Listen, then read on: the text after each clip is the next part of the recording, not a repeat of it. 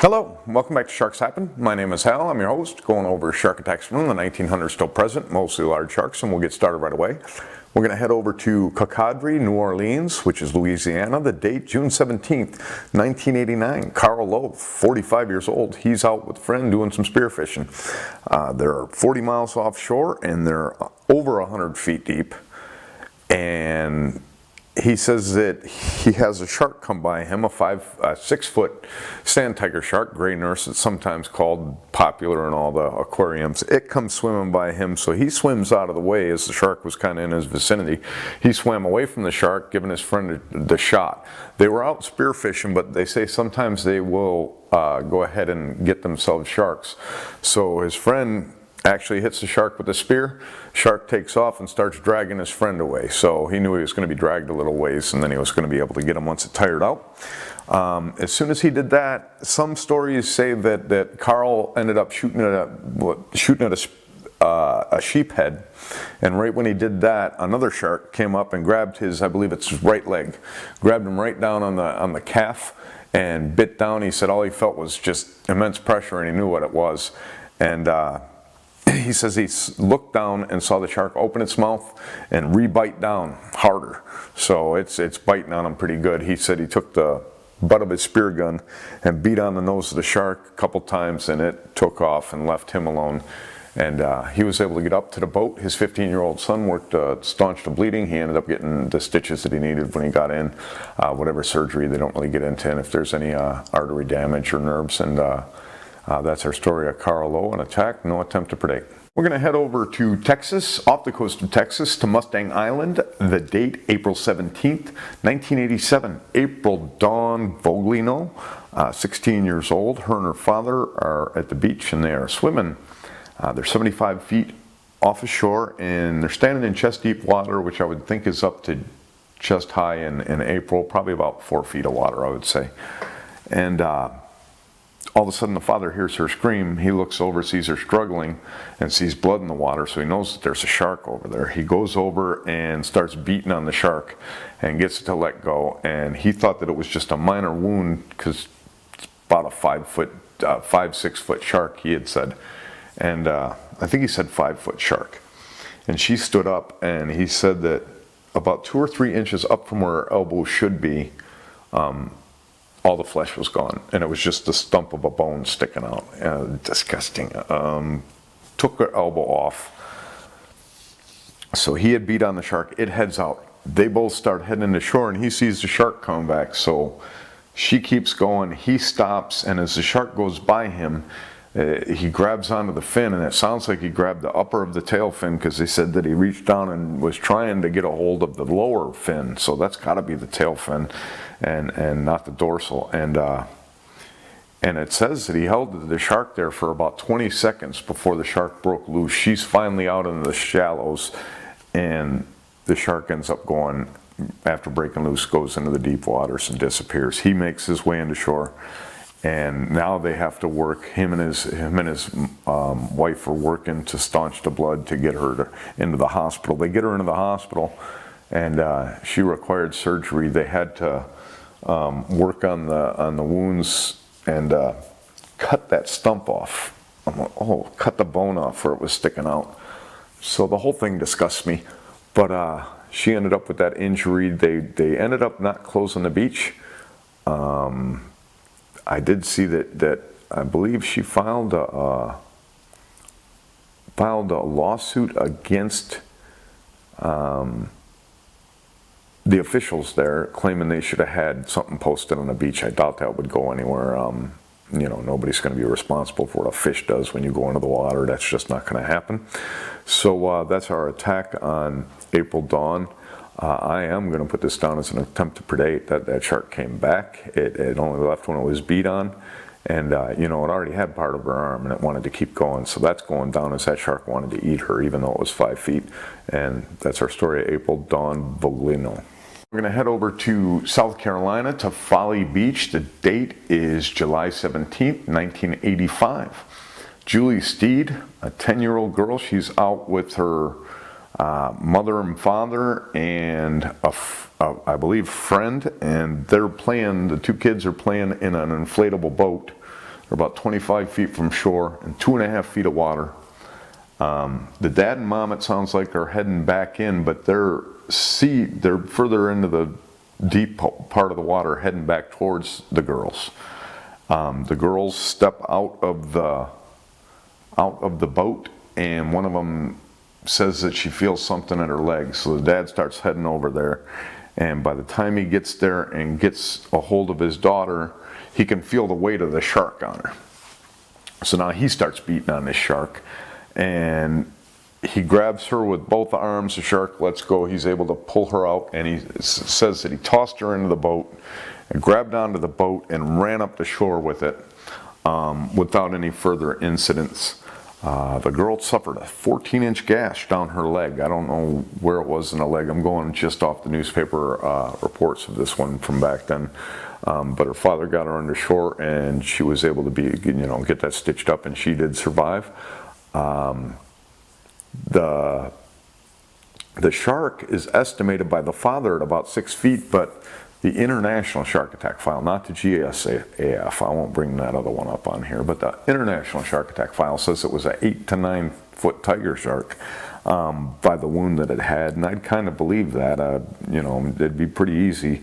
You're not really looking to judge the size of a shark while you're trying to fight it off, so it'd be pretty easy for the dad to not know exactly the length. And the fact they had 14-inch bite, that's a pretty big bite. That sounded bigger than a 6 foot shark. So we're going to put that down as an attack and not an attempt to predate. Okay, now we're going to finish out our unprovoked attacks off the coast of California, off Westport Union Landing State Beach. The date is August 12th, 1993. David Miles, he's out doing some snorkeling with friends, and they're about 70 yards from shore. It's about 3 in the afternoon, and he is snorkeling, swimming forward, and he says that the next thing you know, he's in the mouth of a great white. He had swam right into the shark's mouth, and I'm not sure whether he made it all the way into his waist. One of the stories I read that he got like clamped on his head and around his shoulder the first bite, and then it like opened its mouth and pushed him further in all the way to his hip, and the shark bit down and gave him lacerations in his lower back. And he said he had said in an interview, if he had struggled, he thinks he would have been bit in half. So what he did was he waited there, he said, until the shark kind of let go. He doesn't know whether the shark spit him out or just let go of the bite, but he was able to back his way out of there. And then he swam over to a huge rock and climbed on that. And his 2 buddies that were in the water, they had to go over and talk him into getting back in the water to swim the 70 yards to get back to shore. They get him in, he has his surgeries that he needs, and he ends up recovering from swimming right into the stomach of a great white. I mean, once you're half your body's in there, you're probably near their stomach looking around. I mean, you probably can't see, you can't see anything, it's totally dark, but creepy.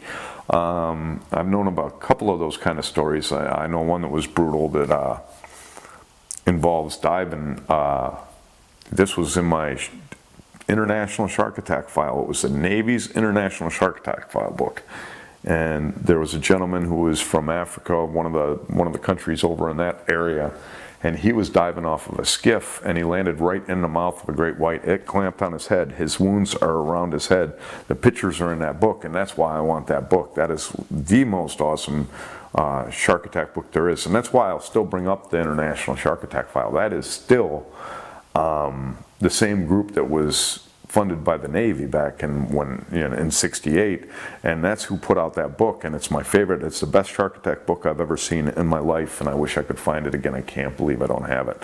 But that's our story of David Miles. He ends up surviving, swimming into the shark's head. I'm gonna go through and give you a few of the books that I go off of, explain them a little bit, and then we'll get into our final segment. Today we're going to do You Don't Hear That Every Day, so stay with us. Okay, before we get into our final segment, I wanted to go over a few books. You guys obviously love sharks and love these shark attack stories like I did, like I do. So I wanted to go over these real quick. Mammoth Book of Shark Attacks. It's edited by Alex McCormick and Rod Green. This one has over 400 attacks in it, and all the stories check out. I mean, I use this thing to find a lot of the stories I want to go over, and it's an excellent book. There's also one just by Alex McCormick, same title, smaller book, so I would think the other guy might have, this one might have more stories in it than the other ones. Other shark attack books, I got one coming, I believe it's called Shark Attack Stories or Shark Attacks, and it's by H. David Baldridge. Really great book. I just saw it pop up on eBay like 3 days ago and bought that thing in a heartbeat because I just knew the guy's name. I don't remember all the stories that are in there, but his name stands out, so I know that's one of my favorite books. My all-time favorite book is actually that, U.S. Navy's Shark Attack Files. And this thing had the most gory photos you'd ever seen as far as shark attacks. So I know that the International Shark Attack File does the best job of anybody covering any of these things, and that's why I wish that they would share the information with the public. At least, you know, put it out there so that we have the option to buy it, because I would buy it all. It's really good information. That book was top notch, and I can't find it anywhere. I've been looking long before I started this show. I lost the book probably around the 2000s, and I've been trying to get it back ever since then. So the Shark Attacks book, H. David Baldridge, and then Shark Attack Files, if you can find it. And then here's a book, Shark Attack. This one is by Mac McDiarmid. But the good thing about this book is it gets into, it'll teach you about the sharks. It'll show you the different families from the different groups they're in. So they're in a group, and then they have families from that, where you have mackerel sharks and all the other sharks. This will go into that. It'll tell you where the sharks, in what area of the world the sharks are most likely to be attacking. It gets into it points out the man-eaters, you know, just the standard man-eaters. They go through the great white, the tiger, the bull. What are the other ones? The blue, the mako, and the bronze whaler. So this is a very good book, The Shark Attack by Mac McDiarmid. That is a very good book, and it's going to give you a lot of information and a lot of background, and it's going to teach you the difference between open ocean attacks and close-in shallow waters. And then here's my favorite book overall on sharks, other than the Shark Attack Files, is Great White Shark by Richard Ellis and John McCosker. This is the book. Excellent photos of sharks. You can see the smallest shark in this book. You can see the largest shark, which I think is a great white over in Malta. If you Google Great White Malta 1987 and look at all the different photos they have there, first of all, you can see what I mean by how the great white don't have the skinny jeans on like those basking sharks when they try to confuse the two. You can see that shark is just one mass all the way past the dorsal fin from the head. So that's one of the ways I can tell the two of those different. But you can take a look and see just, you know, that the torpedo-ness of a shark tends to go away, just like with that transformation the tiger shark has. The great white has the same transformation once it gets 20 feet and over, and it's like just crazy. The one in Malta is supposedly 23 feet. It's kind of hard to tell. I'm looking at the guys. I'm wondering if, you know, if you could stack more than 3 of those guys along the shark, and it would be, you know, 19 feet, somewhere around there. But I have my doubts that it's actually 23 feet. It might be a 20-footer, but you know, they said they measured it and it was 23 feet. But before, people have measured those sharks and they've added the arc. And once you add the arc to the shark, you're going to get a couple more feet. So we'll have to see. But that's that story. Now we're going to finish out off our attacks. Off Garden Key, March of 1907, Barry Larkin. Belton Larkin, I'm sorry, Barry Larkin. Belton Larkin, he was on a fishing skiff in 1907, and these things are, you know, wider than a canoe. They're about 3 feet wide. They're wooden, can hold 2 guys, maybe 3 guys, and they do their fishing. Well, they got nets, and they're netting. And they're netting in the water, and they don't know what's going on because there's a tarpon being chased by a shark. And you know, if you don't know anything about tarpon, these things are great game fish, but they're monster fish. They come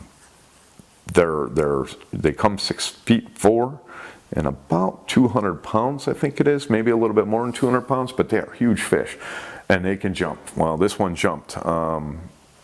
It came up, and the two fishermen didn't know, they're still using their nets. This tarpon came up, avoiding the shark, jumped and landed right across the two sides of the skiff and broke it in half. I mean, those wooden boats are not going to hold up that kind of weight slamming into it like that. So it broke the thing in half and sent both of the divers in, and now they're tangled up. I mean, both of the fishermen are tangled up in their own net, and that shark came along and bit one of them almost in half. Took a huge chunk out of the guy. You know, of course they say that, you know, they probably thought it was the fish it was chasing. Well, it was just heading that way and biting whatever it was going to run into, and you know, a net, probably fish in the net too, so it was probably biting at whatever was in that net and got that guy. A brutal story, but you don't hear that every day, that you're out there fishing and a different fish sinks you and then the shark gets you, when the shark wanted that fish that sunk you anyway. I mean, that's a way, I bet that fish did that on purpose. So anyway, that's our show for today. Oh, before I go, one thing I've noticed some people want me to say, you know, why don't you say remove flesh, or so what I'm doing is I'm posting a video, posting a link down in the description that you can go through. They're going to have a few like Jaws pictures in there, and then you get down below those and it goes through attacks. So there's stories of attacks. It's not like you're just going to be sent there. You can read about the attacks that are there too. But they have one with the surfer that's laying on the board, a surfer or a diver laying on the beach. Two people standing by him, and he's missing his leg and his hip. I looked at it really carefully. It looks real to me. It could be a movie though, and they just did a really good job in their